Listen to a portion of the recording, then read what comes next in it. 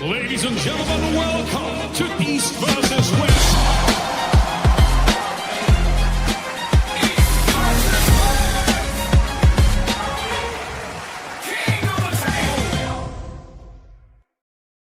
And a very good evening to you guys, and welcome to the Sunday Night Casual with me, Dexter. And shortly in a while, Robert will join us to talk a little bit more about some pretty exciting updates. It's been a couple of weeks since that I can actually do my weekly podcast in front of my usual setup. So I apologize. I've been doing the past few, I think, at the airport actually. So, matter of fact, I think next week I'll be traveling. I'll be in China. So, apologize again, but it'll be pretty fun. Uh yeah, and again I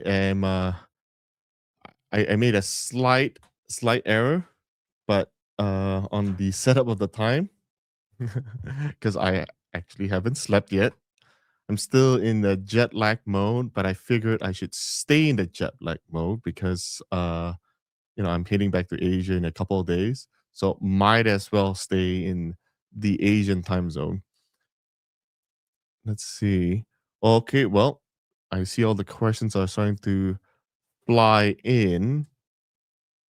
Um, well, Levon actually sent us his prognosis, and maybe Robert can, I kind of had Robert check with Levon how much we can share, but it's looking pretty good. Uh, for sure, he's not going to be ready for Vienna, but he'll be. It's nothing, nothing too bad. So, we have not lost our champion in any way. So, fortunately, that there's that. Thank you, DJ. Happy New Year to all of you guys. It is the first Sunday of the year, and I'm actually very hopeful that this year, every metric, I was just talking to Robert, and we were just going through the card for the rest of the year.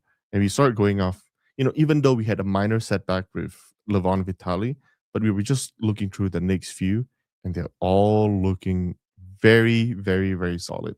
Very, very solid. Uh, let's see. Weird Cat Eating has a question. Is it true that Hermes is supposed to pull Vitali right after Morozov? Ooh, seems like a very big rumor there, which I don't think you should entertain. Anything official will come out from our official channels or directly from Robert. Let's see. Thanks for the. Let's see. Dr. David Stone 9177 says, thanks for the info last Sunday. Booked for Venice. Wait, what? Not Venice. We're not going to Venice. It's Vienna. Hope you did not get to the wrong place. Ugh. Venice is a good place, but it's not Vienna. It's Vienna, Austria. Let's see. Yes, Robert will be joining us shortly, and I didn't. Yeah. So he'll be able to give you like great updates. Folks on their way from the fix now. Oh yeah. Because this is about the time where Neil kind of is done with his. Yeah, yeah. Neil tells me he gets done about 4, and that's when I start. And I didn't want to. Oh, okay. Vienna. Okay. Whew. That's kind of terrible to get it wrong.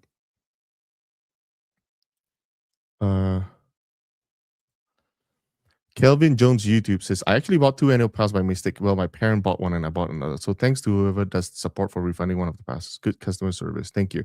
So to clarify as well, anything to do with the pay-per-view, we have a separate broadcast team that does all the refunds. So you could actually go on and there's a chat bar for customer support. And during working hours, please use that instead of the emails. Now, if it's merchandise or in-person tickets that you purchase through now, you've seen a slight change in how we operate our e-commerce site. It's now through Shopify. Then you can send us an email either on at evwsports.com or contact at evwsports.com. Orders is a lot better. So, uh, let's see. Here is another one. Minas fam, if Devin wins the left arm match against Vitali, do you think it kills the hype for the right arm? No, no. I I think it's it okay. If we were to do a poll right now and see what the likelihood it is for the outcome of the left arm, I think from at least from all what I've gathered, Vitali is the big favorite, like big favorite, not even close, right?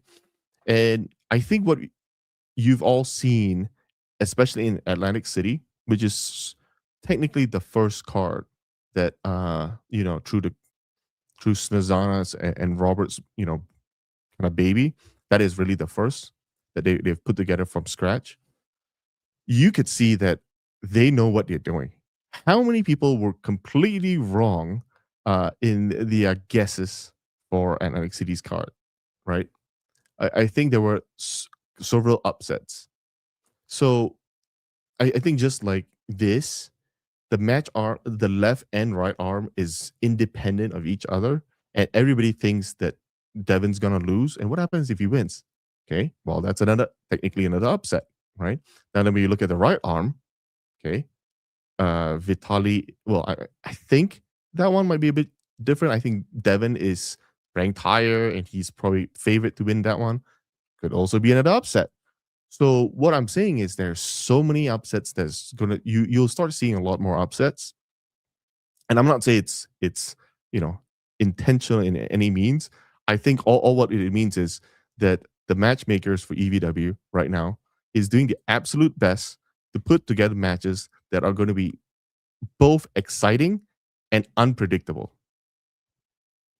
I think this is really interesting because uh I mean, there are going to be some matches that will appear that it's very favoring one athlete just because that athlete's a little bit more popular.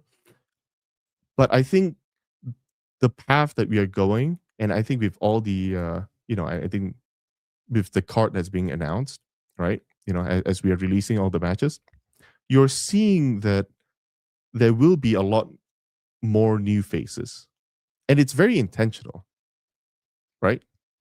Now, when it's new faces, I know it's a little bit more difficult to try to predict who wins, and because isn't as much data out there compared to some of the more well known athletes. But the idea behind this is that we look at it as in a form of investment, right? I mean, take a look, say like Recurd, right? I know there were some concerns that hey, some of these new athletes they're pretty quiet, nobody knows about them, maybe nobody cares whether they're in a cart or not. And this is what I tell everybody, including our own internal team, is just look, right? Every athlete when they first get invited, they're typically a little bit more conservative because they don't know if they're gonna win or not, and they don't want to be the guy who's a one hit wonder who got on stage but lose badly and but was so flashy and just embarrass himself, right? So every athlete tend to be a little bit more conservative, but you could see how even Rickard Borman, he has sort of evolved. If you take a look from the first time he was on stage and in his interviews, he was very you know just he was open, but not as how he is right now. He's very open, very confident. He's even able to taunt his opponent, even his videos are a lot more interesting and because he starts antagonizing a little bit and starts messing around with his opponent, right? With Schoolboy. So I expect to see that's the kind of investment that we have to take right now in order to bring in now also, right? We are not just bringing in some some people that we don't know, right? We are bringing people that actually are like champions or winners of tournaments at some level. And I think it's going to be critical and crucial in order to keep the sport growing and growing. Which is why we are also doing the whole and I think it was received generally received pretty good, right? I mean, people did embrace it quite a bit. Was the whole prelims, in a way where it was all available, on our YouTube channel for free. Uh, there was no paywall whatsoever. We are doing that again. However, we are still deciding which ones gets on the prelim, and how many typically. So that is to be discussed.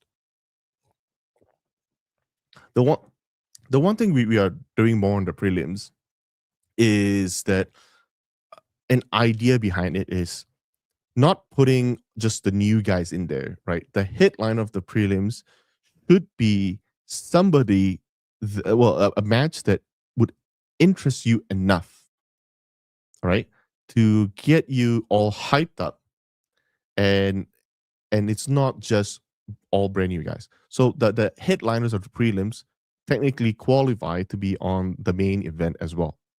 So don't read too much into, well, oh yeah, he's in the prelim, so his match isn't as important. Like don't read too much into it. We are just A lot of it comes in the form of seeing which are it doesn't draw okay, and to be clear, right? We don't want to take too much away from the pay-per-view, but at the same time we don't want to put just you know n- matches that nobody really cares about. That's not the case. So don't don't look into that too much. Yeah. So lots of things that I missed a little bit. Um, the Nine Titans 237 is saying EVW 21 has probably the most upsets ever. The new team is working hard. Yeah, yeah. That's all kudos to Snezana and Robert. They've really put yeah, that just blew so many people away. Uh, Another one, Procrastinator 1727 says, when Nugo beats Bogdan, please set Bowen versus Bogdan. Bowen beat Bogdan dominantly a while back, and both improved greatly since. Would be a great match potentially. Now, again, here is also a pretty critical thing. Like in the efforts of growing the sport, just like how I try my best. So far, I haven't missed anything yet, even though I'm traveling halfway around the world. Uh, is to have a better sense of what the community wants. And so if you have any ideas and contributions, yeah, send it to my DM me on my Instagram, uh, put it on the chat messages here. I read them. I may not always respond to them, but I do read almost all of them, right? With any ideas of matches to how we can improve things. Just I think yesterday, I received an Instagram message about trading cards, right? How we should have trading cards, where it's not just autograph, but we can have what we call chase cards, where it's a one of one. Things like that. So just keep sending things over. I'll do my best to read them. Matter of fact, I had one arm wrestler who he sends me a very interesting message. He says, "Today is day one of my plan for where I'll get on EVW stage in 7 years." Right? And I says, yeah, keep at it and keep going. So there's a lot of, and then he was like, wow, I can't believe you responded to me. So why not? I mean, I'm just another fellow arm wrestling enthusiast. And so again, Robert and I super love to hear what you guys have any thoughts and any recommendation ideas. Now, it's not we can't implement all of them. We would love to, but I mean there are limitations. But just keep sending them over. And I think we have Robert. Hey, Robert. Oh, Dexter, Hey. Oh, there we go. how's everything going? Great. I mean, You're you going just back to Asia. Is that yeah, yep. I'm going back there to meet with our title sponsor, our main sponsor for all 2026 this year, and also going to the factory that produces some of our merchandises, see what we can help improve on, several fronts, maybe the design or quality, and and meeting some new prospective sponsors as well. So there's this, there's a small window where I could still do that before Vienna. Might as well hit it fast and hard. But there's a lot of questions. I don't know how much you want, if you're able to answer. But the first one is people would like an update on Levon and his medical report that he sent to us. I don't know if you want to share a little bit yeah, about that. sure.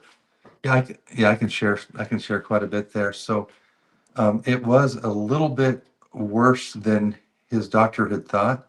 Once the blood had cleared out and the swelling had cleared out, and they were able to get better imaging, there was a very small tear in the tendon. Uh, so it's not anything that requires surgery. It's not going to be too bad of a healing process, but we're getting stem cells sent over. Glenn Cochran from Infinity Functional Performance is ready to send those. Now they only have a 3-day shelf life, so if it gets held up in customs, then it's ruined, right? So Levon may need to travel to Texas. So we're just working through that right now, but it'll be. Uh, Dr. Glenn said it's probably going to be much less than half the time that it would normally take to heal. The doctors are in Tbilisi are saying that it's going to be at maybe 3 months to heal. So if we can get that down, if Infinity Functional Performance get that down to say half that time, a month and a half, that would be great. So, and he thinks it might even be less than that because the therapy would be would be not just stem cells, but stem cells uh, every so 30 days later he'll do another treatment. So and then peptides will be included in that treatment. So between everything, he's also doing some other things as well. So he thinks it'll be even faster. So stem cells by themselves, probably half the time. And then with the peptides and with another treatment of stem cells in a month, he thinks even faster. Wow. Yeah. So I think the big thing people are wanting clarification: is it permanent? No, no, it's just a slight tear in the so there's a muscle partial muscle tear that Hmm. is and also where where the muscle connects to the tendon there's a partial tear there in the tendon, so it's not as good as what we had originally thought and we had originally hoped. um, we were hoping it was just a muscle tear, which is what the doctor thought, without being able to get in and see. Now, also, because Levon's so big, he couldn't fit in the MRI machine. So they had to do this through ultrasounds. So, and some other testing. So it's not quite as good as an MRI, but they were able to get enough imaging and they're able to get enough of the different angles that they can tell that it doesn't require surgery at all. That's ruled out completely. What is the likelihood that Levon is ready by June or end of May? So that's what we're trying to establish right now is if he could be ready for um, May 1st of June, first part of June. And he doesn't think he will be ready. He needs about 3 months to train after he's fully healed.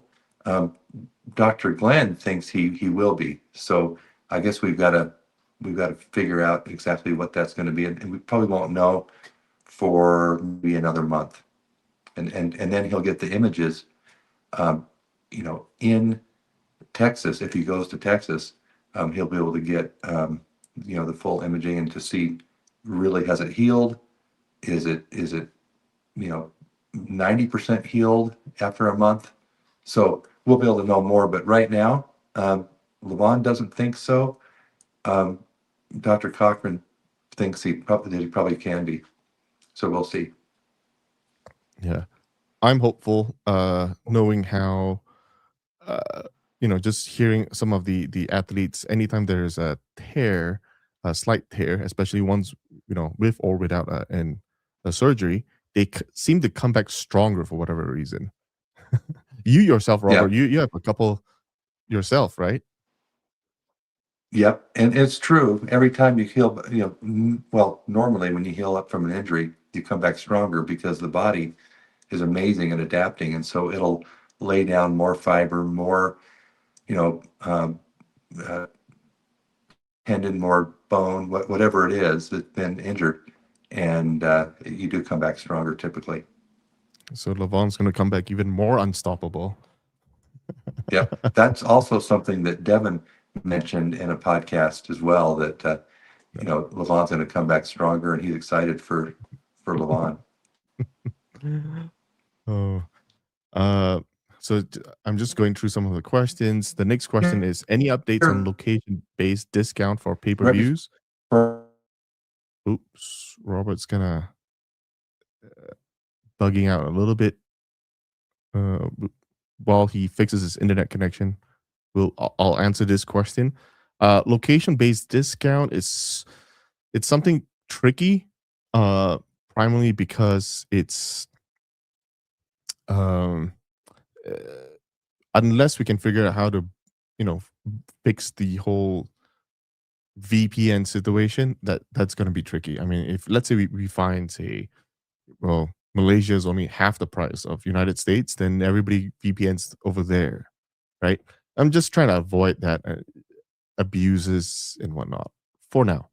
For now, um, we are selling.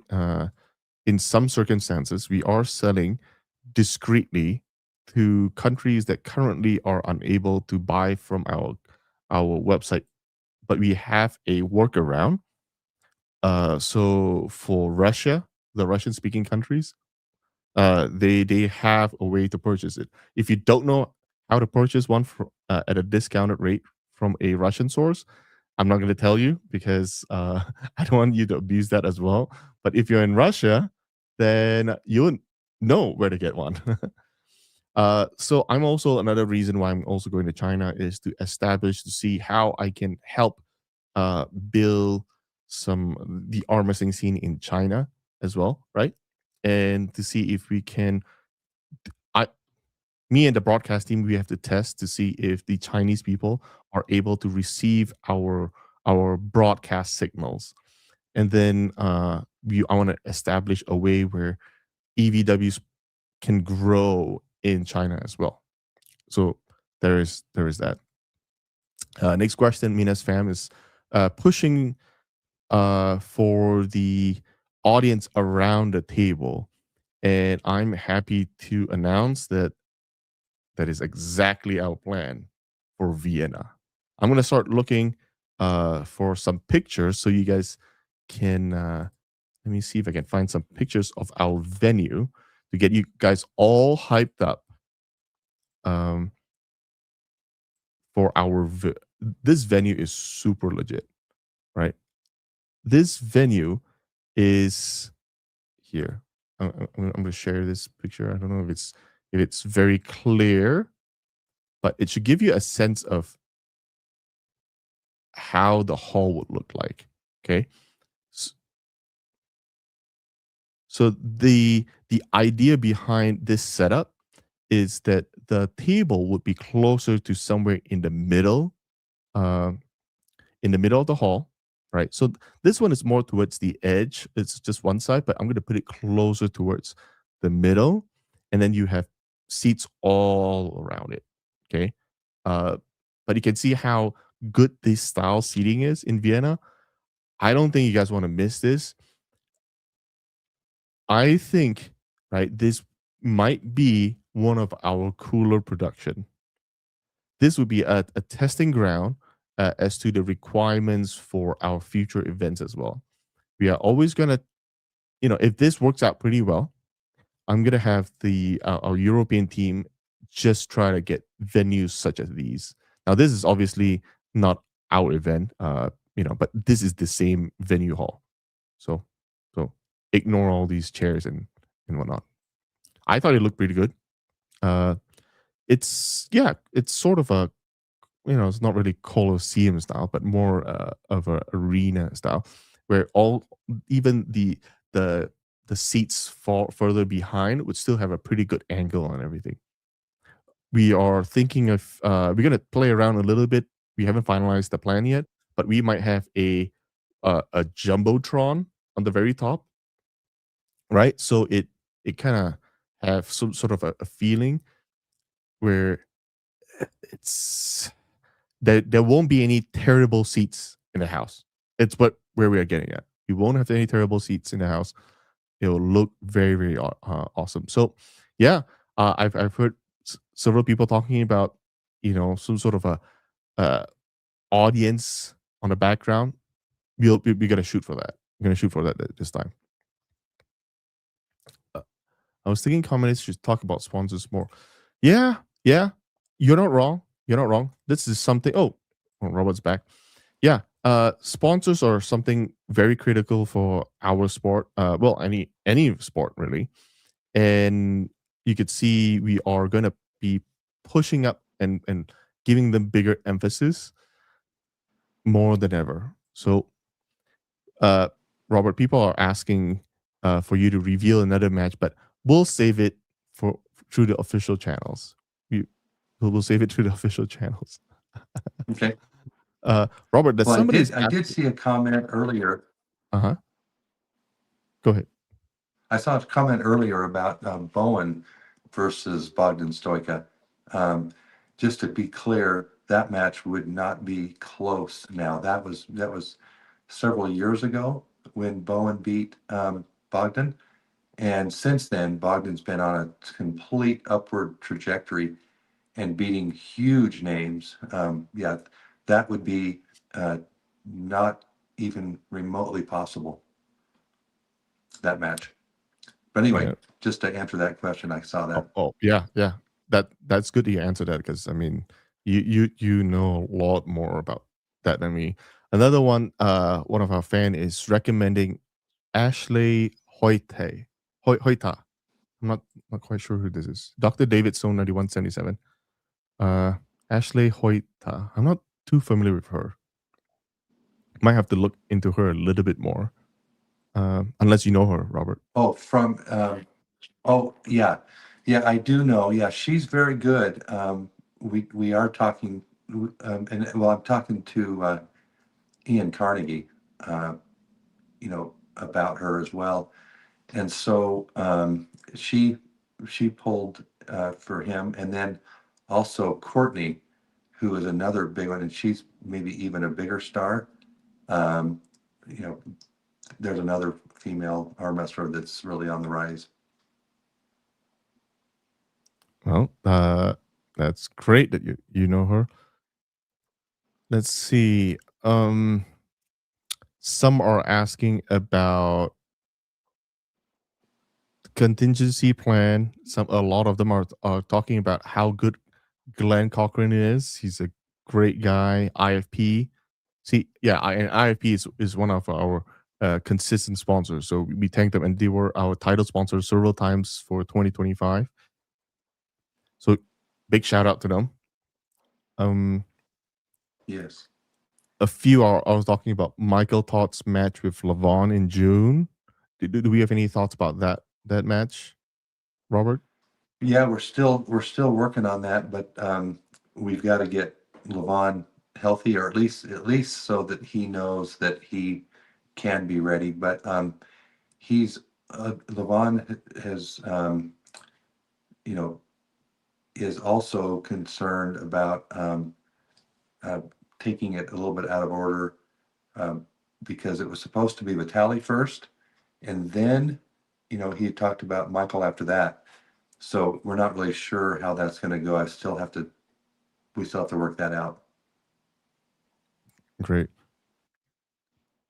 Oh yeah, a lot of people are saying that uh, our events are getting bigger and bigger and growing. At some point, can you imagine if we had our events in a football stadium or a WWE arena size type event? Because Yeah. well, Well, while you were reconnecting, I showed them a glimpse of our Vienna's, our Vienna venue, and yeah, this seating style looks really, really nice. yeah, it's great. This will be the best, or the biggest and best venue that EPW's ever had. So looking forward to it. And then the Yeah. one in Germany is even bigger than that. Oh, yes. Yes, sir. Faz, I don't know if it's the same Faz. He has a super chat. He says, I think it's time for new title belts. Goal and worthy of our champions. Also, I'm at your beckoning call. Oh, Robert, you think it's time to talk about our award ceremony? Should we talk a little bit about that? Yeah, yeah, let's do. So here is a glimpse of something. Now, right now, we are not in the position yet. More from a logistic and standpoint, but somewhat also financial standpoint, to do a full blown Oscar style arm wrestling awards ceremony. But talking to Robert, I think it's quite critical that we need to give uh, you know sort of not only just attention but also emphasis on how much people spend training their whole lives to get to this point, and we need to recognize them. And what better way than to do in a form of a title belt is one thing, but just an arm wrestling award ceremony. So our team they're actively working and putting on uh we're planning on doing something between now and our event in Vienna, because it's still somewhat of a 2 month, we're almost shy of 2 month gap, and we want to keep things going and still people all engage on our platform.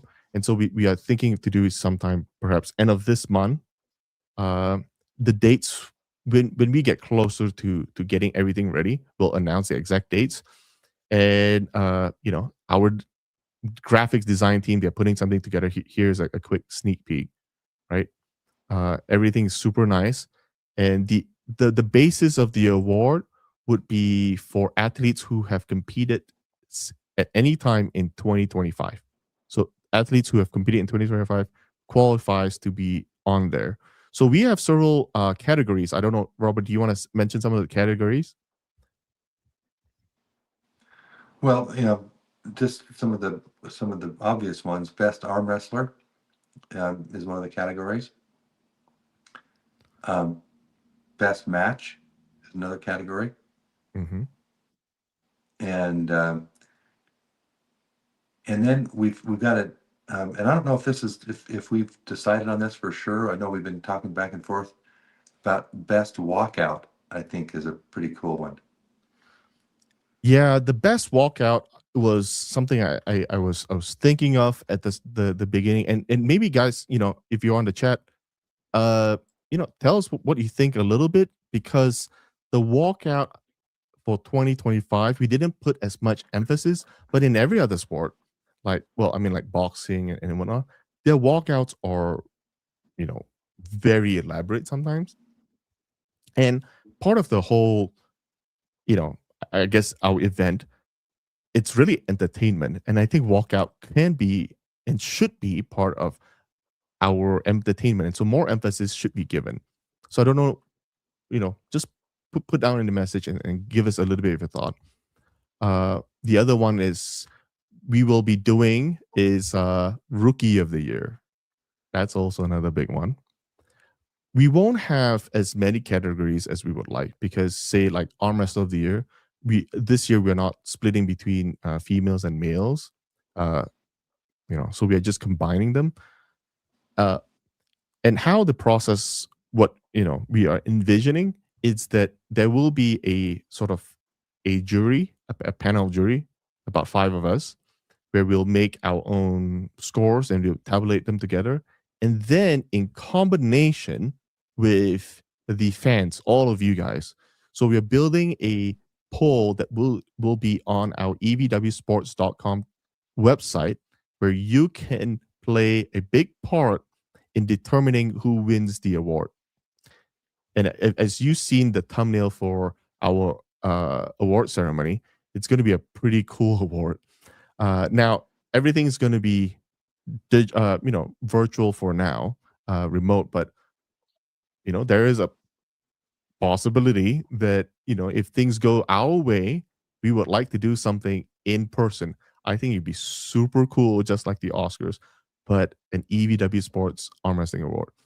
So among the categories, we haven't finalized in any of the nominations.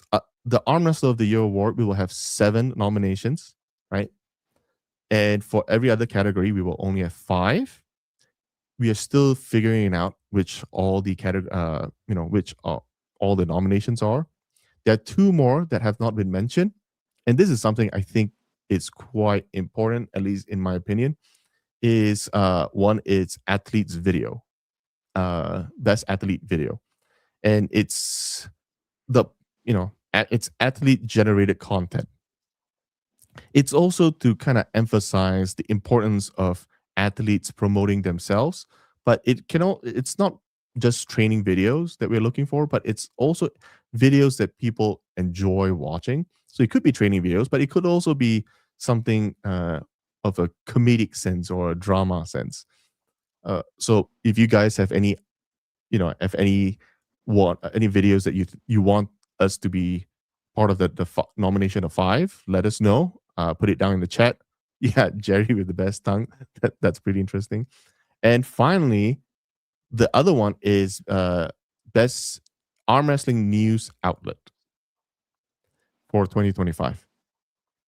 We need to give part of, like, say, my podcast today, right? Maybe several thousand might end up watching this, but very often I've noticed a lot of the media outlets, not everybody has time to watch the whole hour or hour and a half podcast that I do, but the news media plays a very, very, very, very important role, where they'll clip maybe 30 seconds of what Robert says or 30 seconds of what I say, and spread all the critical information to audience, and thereby reaching tens of thousands potentially. And we would like to recognize them. And so we actually are slowly putting a list of arm wrestling news outlet that we want to nominate. So again, you guys all have really strong voices into how we are crafting this whole award ceremony. So please, either on Reddit or on on this chat, or even at comments after you watch this video post live, we just need all the feedback we can. All the feedback we can, because nothing's finalized until, well, at least in terms of the nomination, and then we can put the list together and we'll work on getting the videos. So we will have best match. We are also considering best round. I don't know if what do you guys think? The distinction between best match and best round, is that a distinction big enough to have 2 separate categories? Let us know what you think. Robert, somebody mentioned best corner man / woman. I actually had that as one of the categories. We'll probably skip this year. We don't want to get too crazy with too many categories right now, but at this point, we will have at least maybe about 6, maybe 7 categories. That's how much we will cap. Robert, I don't know if you're reading the chat, but the chat is just going off right now. Best round, Jerry's King's Move. There's another one who says best referee. Is that Luke? No, that's not Luke. Luke's not not pointing to Okay. himself. It's a fan. Uh, yeah, a lot. The chat's really giving us a lot of pretty good idea. Uh, yeah, yeah. I will have to read back on this best venue referee of the year. Well, there's quite a few referees of the year coming out there. Robert, somebody just said Dax Puller, awesome name. Thank you. I've had it for a long time. I don't know. Well, I don't know, but Robert also has another arm wrestling name. If the next time, if one day he gets on the EVW stage to compete, it's actually Bex Terminator. Let's see, adding incentive. That's a funny one. Okay, yes, yeah. I think this is it's gonna draw a lot of draw a lot of crowd. There is actually one last category of Robert we forgot to talk about. There'll be one category that will be completely 100% judged by and awarded by the fans. That the panel would not have an input other than putting the shortlisted top 5 nominations, and it's what a category we call fan favorite. So the fans gets to vote. The fans gets to vote completely. So I thought that was pretty fun. That makes up about 6 or 7 that we've just mentioned. So now, anyway, with that said, I hope everybody's excited. We'll be releasing our nominations pretty soon, and we will hope as many of you. It doesn't cost anything to vote, but it helps us craft. Well, at least conveys who you want to win. So now back to a lot of athlete related question that Robert, I'll probably have you help answer some of these. One is, when will Bacho compete again?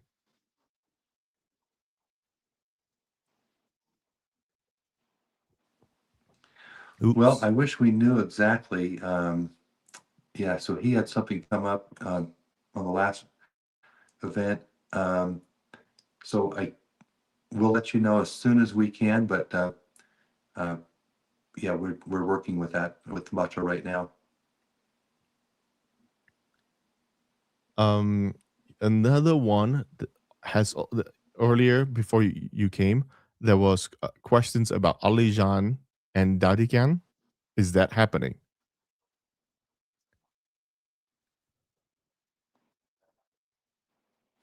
Ooh. So yeah, both have agreed, but the timing is a bit off. So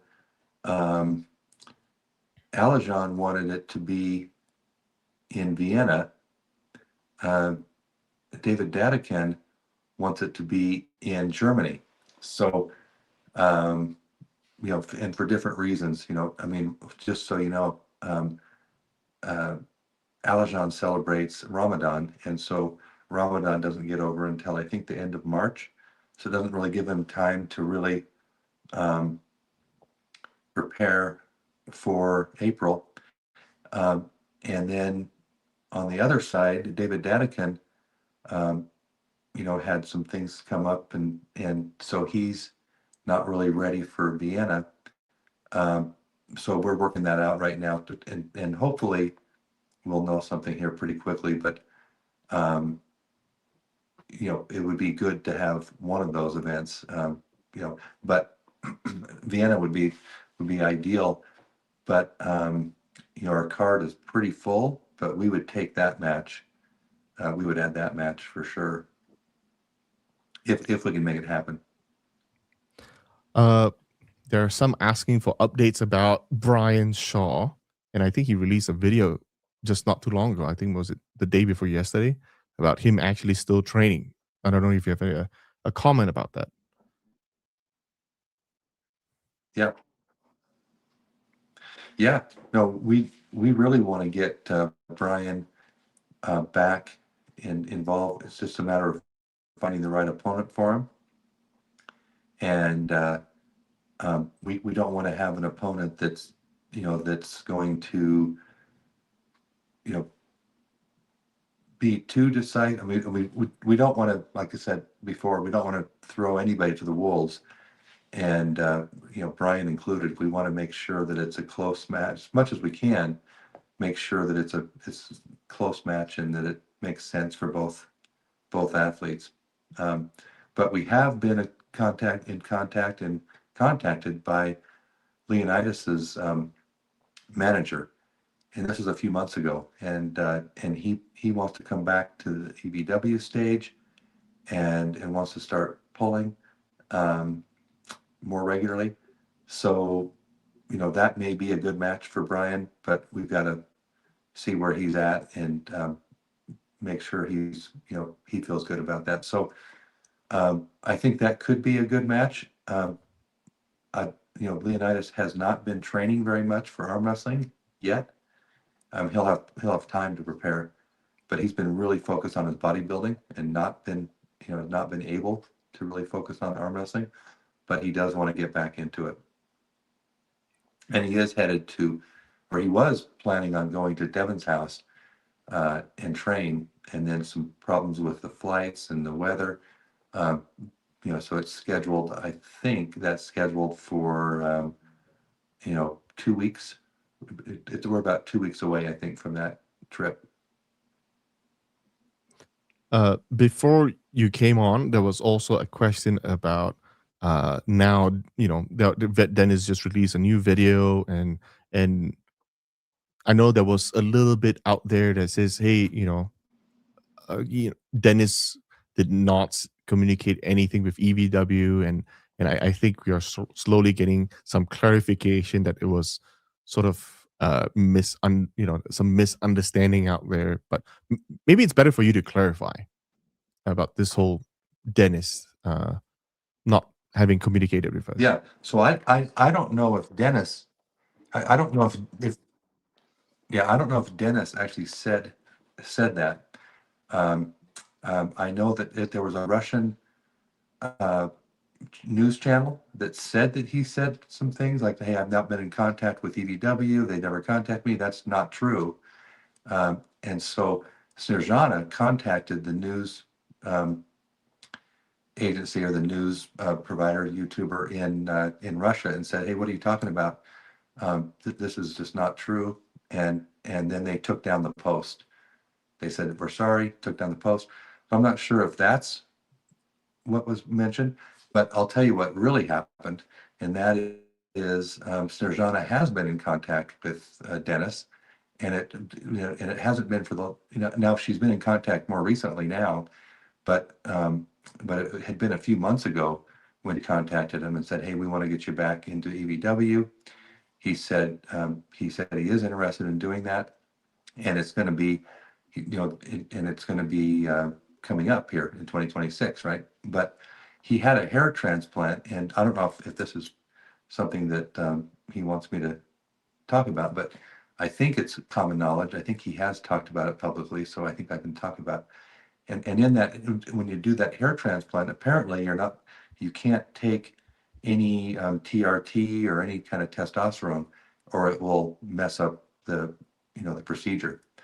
So he couldn't train. So that's why he wouldn't be available until 2026, right? And that's what he talked about with Snezhana. Now, after that, Snezhana didn't know is that that first treatment for his hair transplant didn't take, and so he's got to go back and do another one. And I think he's in the process.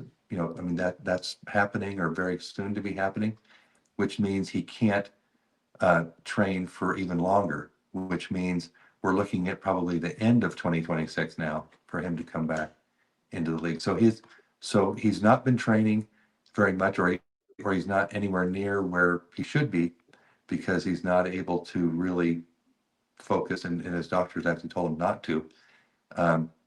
So he may not look like he's in great shape right now because he's not able to really do much. He's not able to take certain things that he would normally need to take.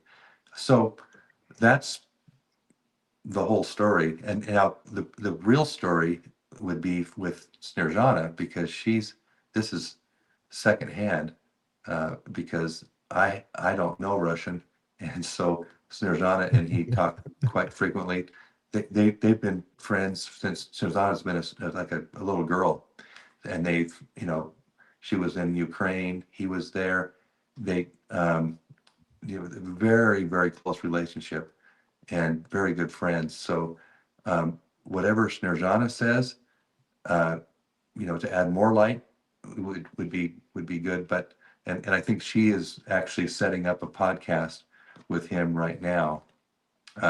He's out traveling and doing some things, so he's not available till January 10th, but he's agreed to come on and do a podcast with her. So we'll get more clarity, but that's what I know. I mean, what I just responded, or how I just explained, is exactly what she told me. Perfect. Well, I hope that clears it up, because I know there was a lot of, people filling in the gaps because they didn't get the full picture. But and again, Yeah. we would So love to have him back. Yep. Now, one thing too that Susanna did say is that when I mentioned on the podcast with Devin and Vitaly that Dennis might be coming back, and then I said something like, and maybe to pull you, Devin, she didn't hear that piece of it, and she responded, yes, he's coming back soon. And I think that was misconstrued with that he's coming back to pull Devin. He didn't actually say that. He said he'd like to get back to DV, that he's like to get back to EVW. So she can clarify that a little bit better. But and I think she went on her Instagram and explained some of this already. But yeah, it's very clear. He does want to come back. He can't probably now until the end of the year. Okay. Well, moving on, we have people asking about Svetan Gashevsky. What are our plans with him? People are calling for him to come back to our Yeah, stage. we really want him to come back, and he wants to come back, and he wants to. Actually, it's not coming back because he never was able to come to EVW because that of his suspension with WAF. Now, it's not drug related in any way, so we're hoping that we can help get him back into the league, and so that, or actually get him into the league, and so we're working there. I think it needs to come. It needs to be really him directly talking to WAF, since that's where the issue is. I'm not sure how much we can do, but we certainly want it to happen. What is the likelihood of us seeing him back this year, you think? This year? Yeah. Boy, I mean, I want to say better than 50-50, but I just don't know if he and WAF can make amends. Yeah, I mean, I know he wants to come back very badly, or he wants to, or when I say back, he wants to get back on the main stage. He wants to be on EVW stage. And I just don't know, whether that's going to happen for sure or not. I mean, I think if I can talk to WAF directly, and if they would talk to me, now what they would normally say is, we'll talk directly with Svetan. That's how they would normally handle it. Mm-hmm. But if I can be of assistance in any way, I would be. I'd be happy to. Right. Okay. All right, moving on. There's also some pretty strong comments about how strong Schoolboy's left was.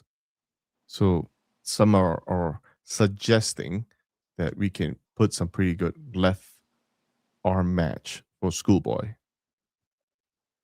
And then there's another question by Weird Cat Eating. Is there a comeback? Who is going to be Orm's comeback match against? Morozov? Svetkov? What do you think, Robert?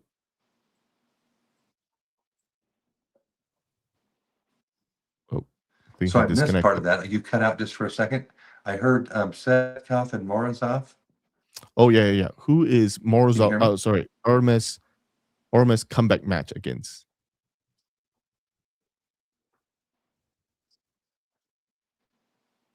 Oh, it would probably be Morozov at this point. We'd have to make sure that he was ready, 100% ready. So that probably wouldn't be able to happen until June, until the June Mhm. event in the US. Okay, that's great. Another one here, DJ USA is asking. But also, too, Oh, there we go. Sorry, your internet's cutting out just a little bit, Robert. oh, sorry, go ahead. Oh no. I mean, I'm just saying your internet's cutting out a little bit. It's kind of blur. I wonder if you're on the Wi-Fi or your cell provider. Sometimes your cell provider might be better than your Wi-Fi. Just might want to look into that. But another one is also Maybe I should, I'll look into it. yeah. Do you want to go fix that real quick while I move on to something operationally related first? Yeah, yep, I'll do it. Oh, okay. Okay. Yep. Oh, the one no while Robert's working on that, uh, I want to share something really. I'm not sure if it's very obvious right now, but that we are putting a bigger emphasis on the tournaments that are attached to our super match events. Okay. Now, to the point where right now, as you've witnessed in Atlantic City, we have we plucked out 2 athletes who were competing in the tournament to be part of our main event, right? We are doing the exact same this time and potentially for every time going forward. So this is probably the fastest way, right? The fastest way for somebody to get on the EVW stage. The absolute fastest way. Now, uh, on top of that, right, what we are probably also going to be doing is that all events, for all the events that we go to, we are thinking we're like for everything else, right? Everything's new. This time, I'm also going to try something, right? That the finalists are going to be part of the extended pass as well. Now, again, the whole idea of the extended pass is to help all the athletes, and this time I think we're expanding it into the content creators. So if you would like to be part of this, please hit me up directly. And even if you're a news media outlet or you're an influencer or content creator, please, hit me up. And if you're part of this, if you're shortlisted, you will get a coupon code to help push things out. Uh, so, you know, finalists will also be part of the extended pass. We will find a way to air the tournament as well. And I've heard feedbacks from you guys, and I think that's also extra added content that everybody would like to watch. So we're gonna try to do our best. Now we're gonna be busy in European events. The tournaments are held the morning of the event, and it's usually in this time, especially, it's going to be in the same hall as our main event. So as soon as they're done at about 5 p.m., we have only a short window to start clearing out the hall, setting up you sort of have to put in more lights and whatnot. That's going to be a very tight window, but we're going to do our best to see how much content we can give out to the fans, on our YouTube channel live stream, which means it's free. But don't hold that against us if we can't do that, because our main focus should always be, our main event, right? The prelims and the main event. So, with that, Robert's back. Now, the last question before you left was about Hermes comeback match, right? Who do we expect to see? And we kind of lost you there midway, so I don't know if you want to answer that Yeah. first. So Morozov would be a good candidate, and we've talked about that match. We'd have to make sure 100% that Morozov is completely healthy and has had time to train properly. And if not, then another match for Hermes, Vitaly Lelettin would be a great one as well.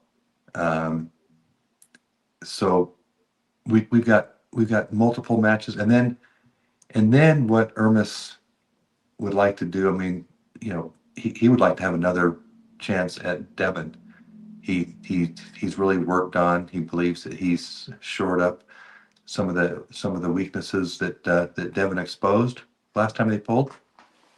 But in my opinion, it was like Devon really got to him. Just it was more of a kind of a mental game, and Hermes wasn't really ready for that, I don't think, at that point, but he is now. I mean, he wouldn't let that get to him. But yeah, I was actually there for that event, and you could see clearly, visibly, that Devon had gotten to him. I mean, had really broken him before the match even started. So, so anyway, I think that would be a good one as well at some point. And also, Hermes has expressed interest in going down to the 115 category. And it's a little bit, he's about, I think about 10 kilos heavy right now, but that would be doable as well. But right now he wants to really do what he can in the supers. That's just great news after great news after great news. All those matches sound really good. Here's DJ USA. He's asking, what are our plans for Ayane Takinaka? Yeah, so we want to have her back, and this next one would be for a title shot. Title shot. Ooh, that's a pretty good one. I mean, she was entertaining and also pretty dominant in the last match. So that's good. Let's see. Robert, there's another recommendation. If you're doing an award show by Houdini Sports, it says Translator of the Year. Yeah, that guy deserves it. That'd be too easy. I don't think we'd have Only any one other nomination. nominees. That's funny. Was that funny. comment by Alex? Oh, maybe. No, it's not. It's not Alex. That's funny. He is great. Yeah, he is great. There is, let's see. Oh, while you were gone, I also kind of explained our bigger emphasis we are giving towards the tournament, that we were pulling athletes from the tournament into our main event. So there'll be a lot of scouting with you and Snezana, watching the tournament. So try to attend. Like a lot of the emails that I get or messages on Instagram, Robert, it's all about, how do we get on your main stage, or please invite me to your main event. And the idea is, go to it's the easy. tournament. Yeah. Yep, the tournament is, so that's how we found Philip Larson so in at King of the Table 13 in Atlantic City.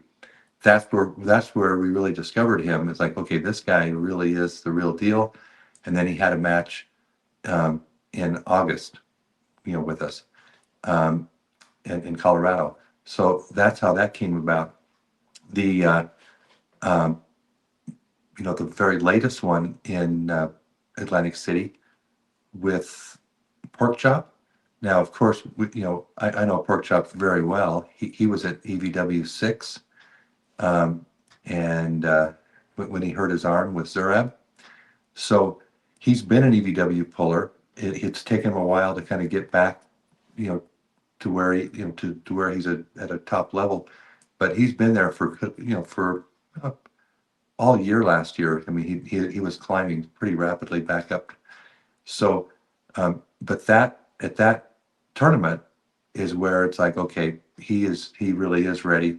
I mean, and that's why he was on the prelim card, and now he's on the, he's on for Vienna. I don't know if we're not supposed to talk about that yet, but at any rate, that all came from that tournament, and then also from that tournament, we've got Duvon Bornman, Rickard Bornman's brother, who just cleared out his class very easily. I mean, to where we had to actually go 2 different categories in order to have a really close match for the finals or for the prelims. So, but that again, that was at that tournament. The other one was the Swiss Open in November. That's the biggest tournament now. It's the biggest tournament. I think it might have been the biggest tournament in the world before we actually joined forces, but now it's clearly way bigger than any tournament's ever been, at over 900 entries and 25 world champions competing there. So Snerzana and I were there watching that tournament, and that's where we got the names for the real up and comers. We already knew how good they were, but winning the Swiss Open easily in both of their categories. That's how we got Vlad the Destroyer and Alexander Manifester Teliatnik. That's where they came from, and then also Lucas Sinadzi. I mean, he cleared out his category very easily. Now this is a tournament that is world level. I mean, it's like, you've got WAF world champions galore there, and these guys are winning easily their their category. So these guys are, have got a great future with EVW for sure. But it came from our tournament and the Swiss Open, where we did the collaboration with Swiss Open and Ivan Sharoni. I think, I don't know if anybody has mentioned this before, but Robert, I think it's because in just in my humble opinion, uh, people's strength level fluctuates throughout their lifespan, or even something could change within a year, and your power level would switch.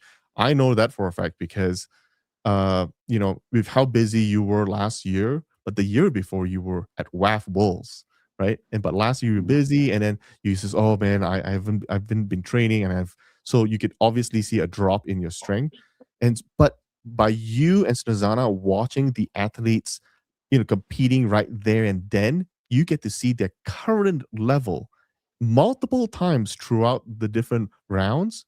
So that's why everybody was they were surprised about Atlantic Cities. There was so many upsets and so many people were wrong in their prediction.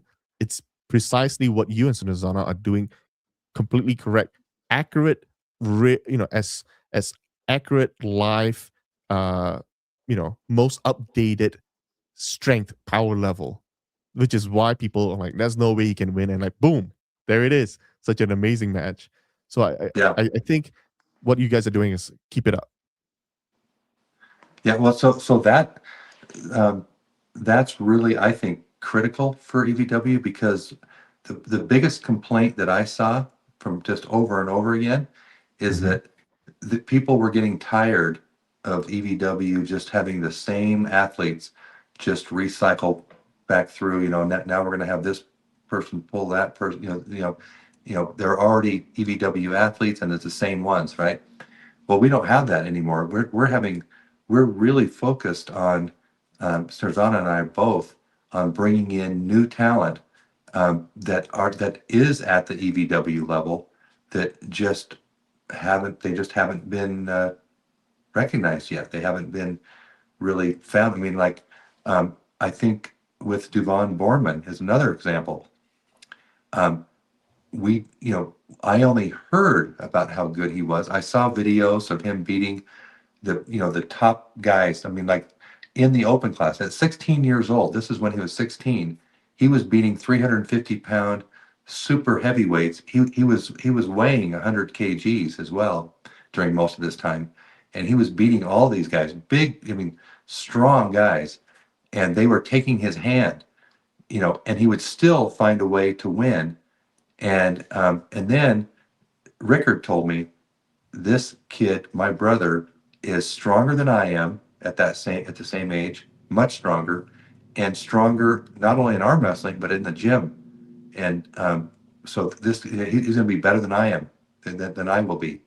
And so for Rickard to say that, I thought, boy, what brother or anybody would build up somebody else ahead of themselves? But he did, and he said, "Hey, I really want him to show what he can do at this tournament," and he did.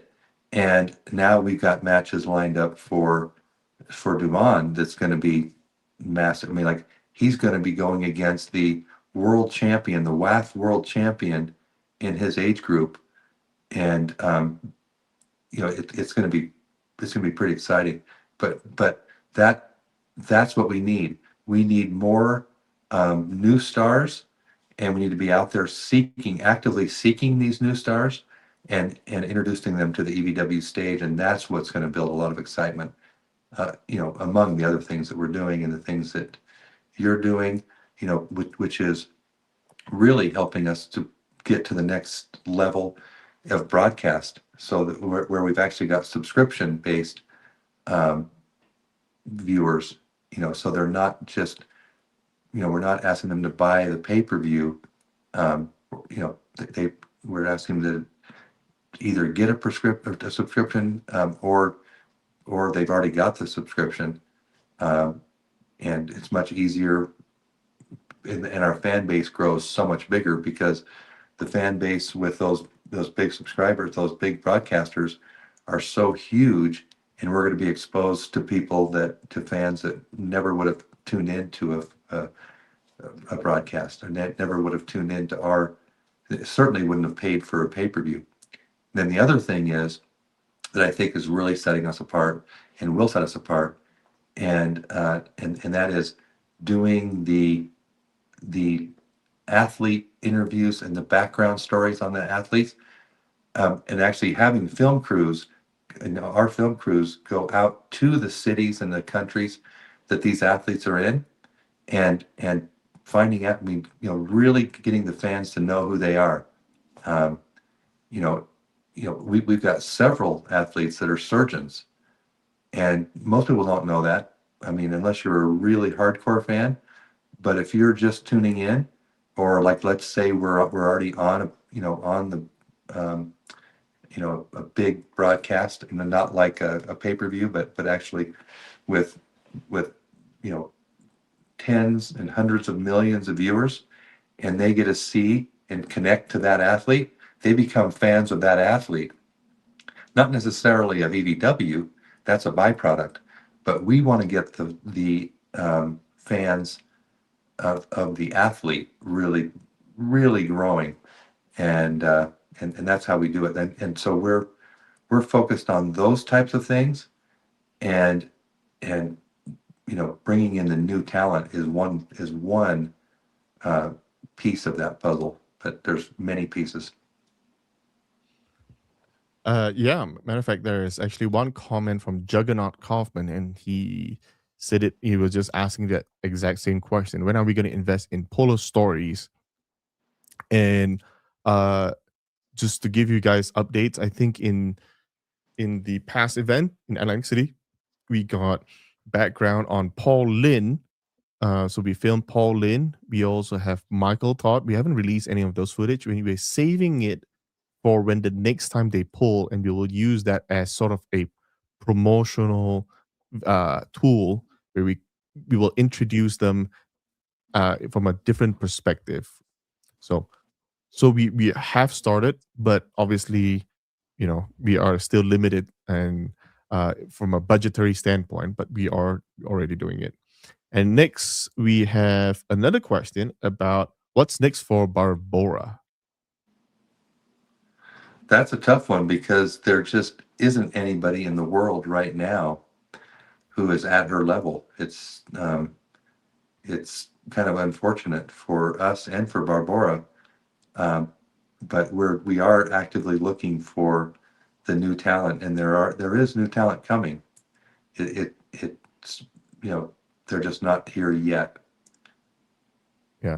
The Devin, in one of his interviews, one of his podcasts with me actually, after Zurich, he said Barbora's dominance is even stronger than Levon's dominance in the male category. Yeah, I agree with him that it's on a level that no one's ever seen before. Just like Levon's on a different level than anybody's ever seen before, and Barbora is even more it's even more pronounced. So I agree with Devin on that. Yeah. Another super chat from Proving Astrology. It says, who are some names other than Brian that you would consider for a next match for Leonidas? I would like to see Marcio, I guess it's Barbosa, and Mike Ilo have matches.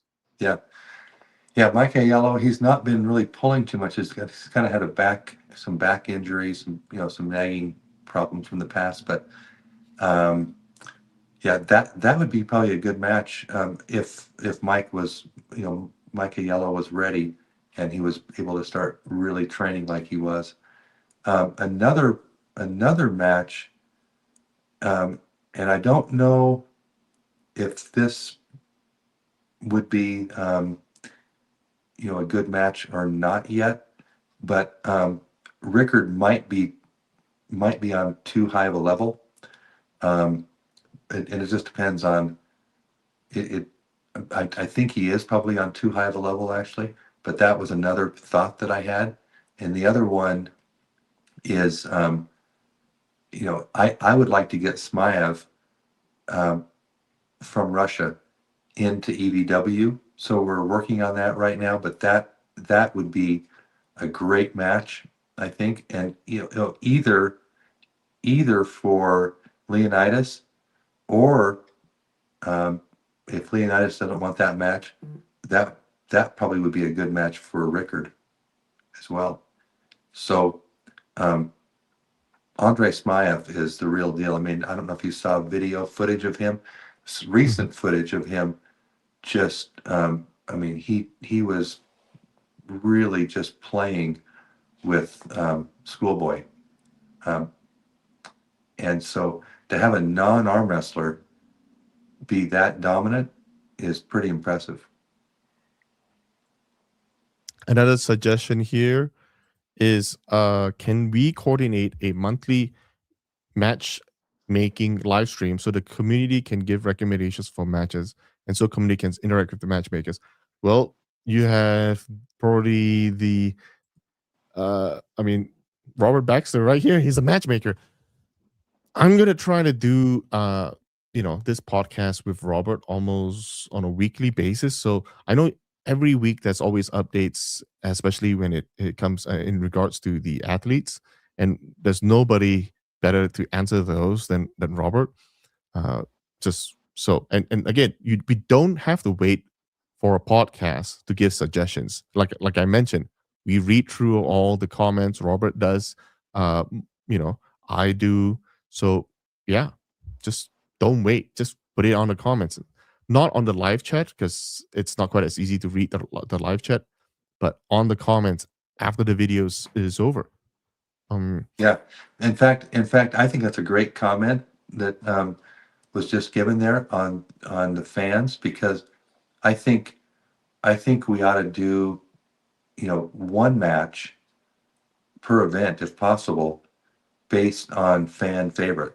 What do the fans? Who do the fans want to see? And we want to start getting getting the fans more active in that, and because not only do they have great ideas, some of them we might have already thought of, some of them we might not have thought of, but we also know where the interest is and how high the interest is. So what we'll be doing, and this will be coming up, is we'll be doing polls, and we'll say, for Leonidas, for example, these are the three, these are the three possibilities, three choices, and then vote, and let's see what the fans want to see.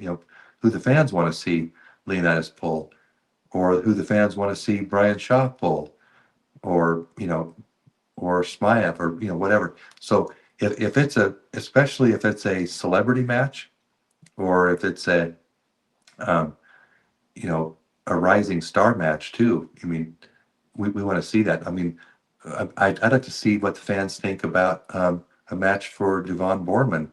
I mean, I think the next match needs to be in Germany with the current WAF age group champion, same age as Devon, who just won WAF Worlds, and he actually is German.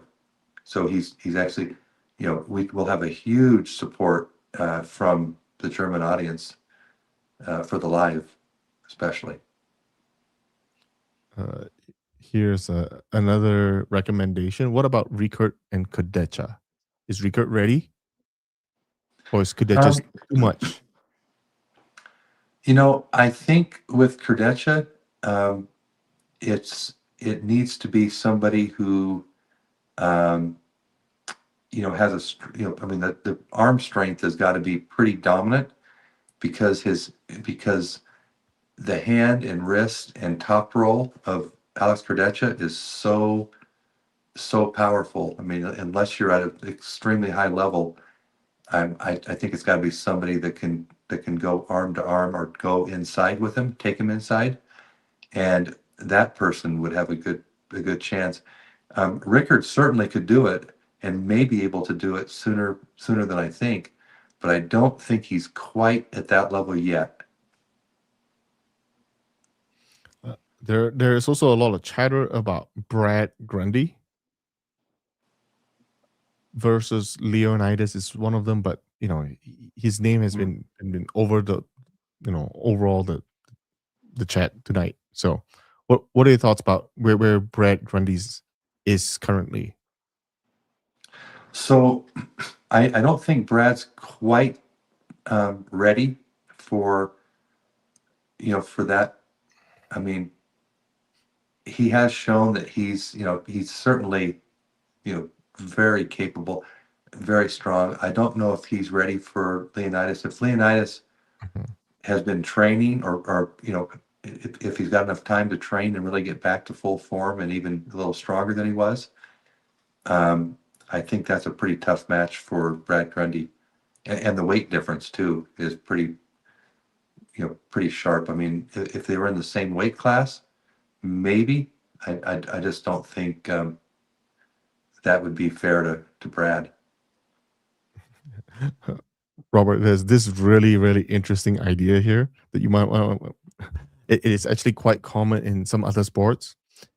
This fan of ours, Humbly Noble, he says, and fans could vote and they would increase the pot somehow,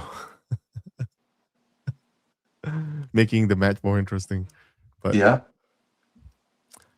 in one of the sport, like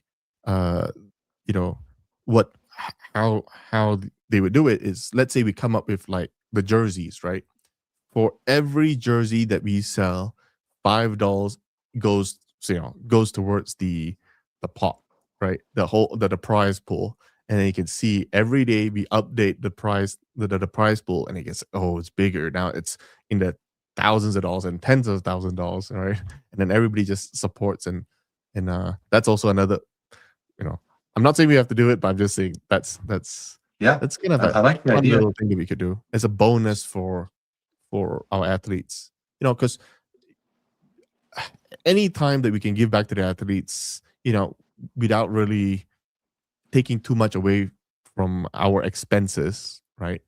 I think we should always try to do. Hence the whole extended pass idea. So Yeah, I think the extended pass idea is a great one for that reason as well. And anything we can do like that to increase the pot, increase the prize money for the athletes, I'm in favor of looking at whatever we can there. another question is, who is going to challenge Mindaugas? Who can challenge Mindaugas now? Well, we thought it would be it would be Arthur Makarov, and that would be perfect, a perfect match. Now, I'm not sure. And in fact, I've got to really talk to, or actually, I'll ask Snerzana to talk to Makarov to see if he's, if he's training, if he's, how prepared he would be for, for a match with Mindaugas. We'd want him to be really ready. If there's, if there's anything holding him back, that probably wouldn't be the right match for Mindaugas. Yeah, there's what about? I think Duvon called out Auden. What do you think about that? I think that would be a terrible match. Terrible match. You heard it. Yeah. Yeah. Somebody is also commenting how cool the whole prize pool would be. I think that would be a fun little thing. I don't know if we can set it up in time. Maybe we can get it up in time for Vienna. So you might be able to do something for Vienna. Let's talk offline and brainstorm something. I think it could be fun. It could be fun for the athletes competing in Vienna. And if the pilot program works, we'll just keep doing it for all the rest of the event. Mm-hmm. Right.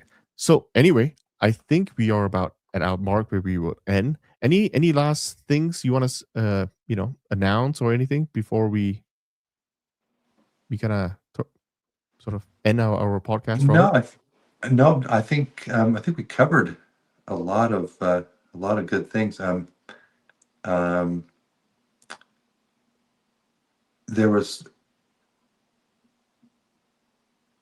there was one other thing that I was going to mention, but I think we can save that for later.